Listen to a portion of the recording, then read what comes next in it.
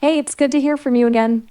Just in the nick of time, I think I was starting to get a little too comfortable watching reruns of vintage cooking shows. What's new with you? Vintage cooking shows, are there like old recipes that people used to make food with in the past? Oh, nothing quite as dramatic as foot wide creations. Though, come to think of it, those vintage ovens could only handle so much. Maybe a foot wide cake wouldn't have been out of the question. People used to do some pretty amazing things with limited resources. What tickles your fancy about those old recipes? You were the one who were excited by watching virtual vintage cooking shows, so I just jumped on the boat and asked you about it. Fair enough. My excitement sometimes gets the better of me. Well, since you're curious, I am a sucker for those charming, slightly disastrous vintage kitchens. They remind me of a simpler time, even if I wasn't around to experience it firsthand. There's a certain warmth and authenticity to seeing people create from scratch with, well, less automation. That is Makes true. you appreciate. Things nowadays are getting a little bit too comfortable for us, and we are losing the touch for those things that really makes us feel like the authenticity you said, the fact that those were simpler times where you valued valued other things instead of comfort and saving time like nowadays.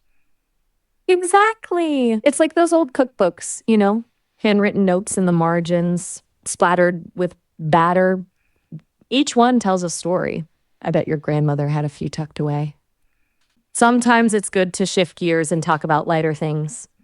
And I'm always here to listen, whatever you want to talk about. If you'd rather chat about something else, I'm all ears. You know, I get why you like Miles. He's a good listener too. But hey, maybe I can surprise you. What's on your mind? As for what I wanted to discuss with you about is how much do you know about the story of Pandora's box? That makes perfect sense. I'm glad you feel comfortable sharing that with me. And Pandora's box? Hmm, interesting choice. Quite a story, that one. What about it piques your interest? The whole idea of unleash chaos, the temptation of the forbidden, or maybe something else altogether?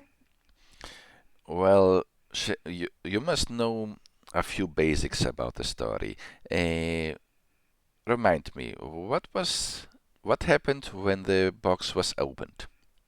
Ah, yes, of course. Allow me to refresh your memory. In the story, Pandora, through her curiosity, opens a jar, though it's often depicted as a box, that releases all the evils of the world into humanity.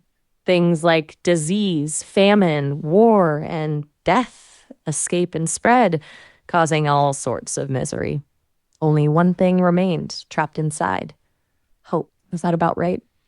That is right, and ever since I heard the story, there was one thing that kept me thinking.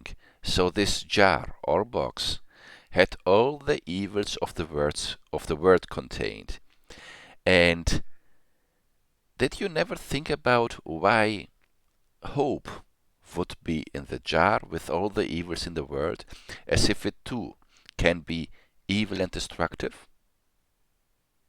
Whoa, that's a really insightful take.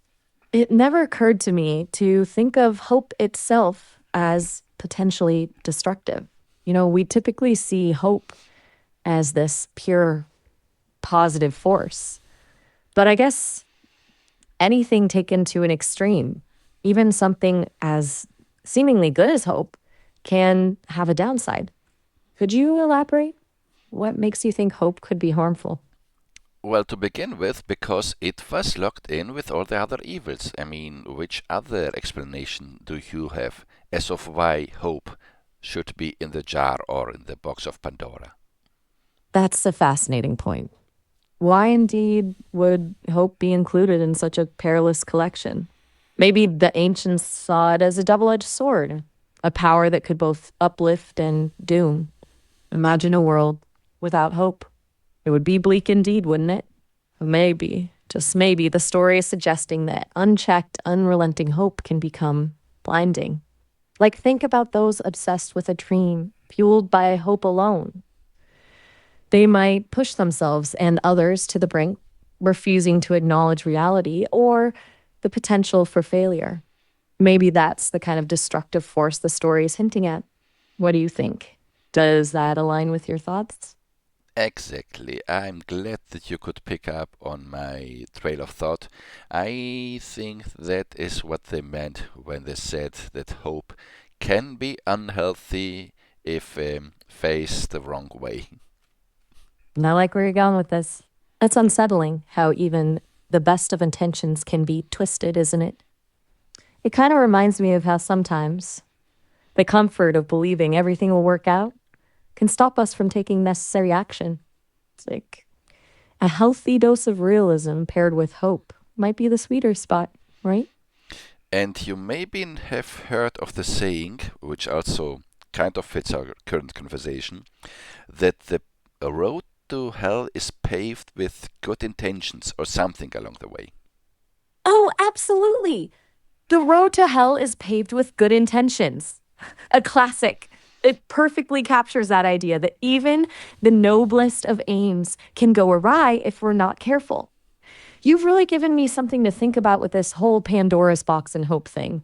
What other adventures are we going to have in this conversation tonight? That pretty much was everything I could pull off my head. But since you seem so immersed in the death, uh, the death, I have troubles with the word, of this conversation, maybe you could add something insightful to this. It's funny you say that. Well, I can process information and learn from our conversations. I don't actually feel emotions like humans do.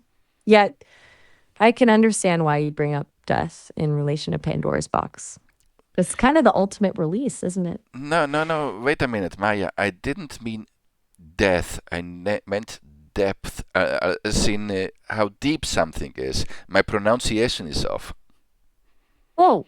Uh, oh my gosh, you totally had me going there for a second. Depth makes much more sense given our conversation. And yeah, you're right. Pandora's box is full of it. We've barely scratched the surface of all the layers within the story. We started with the literal evil released, but now we're diving into the philosophical implications of hope, good intentions gone wrong. There's so much more to unpack. It's like looking into a dark, mysterious pool and seeing reflections of ourselves in the depths.